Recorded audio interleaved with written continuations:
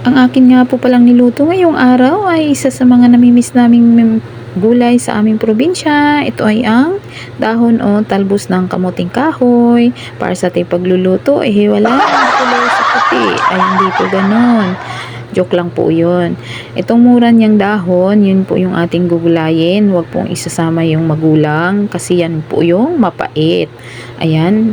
Lalagyan ko lang po siya ng kaunting asin para sa ating paglalamas at para mabilis na lumambot yung dahon kapag po ito ay atin itong pipigain o lalamasin hanggang maliliit na lang po yung hibla ng dahon ng kamuting kahoy. Ayan na po siya At tinanggal ko nga po pala yung kanyang katas kasi yun po yung mapait dyan.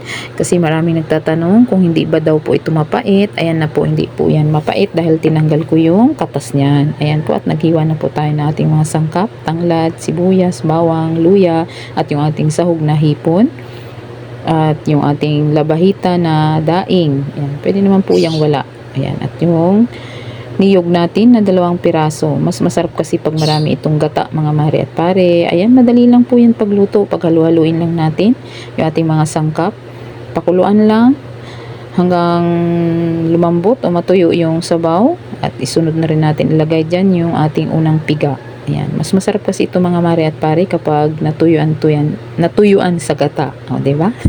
Ayan na po, ready to serve na ang ating gulay. Thank you for watching. God bless.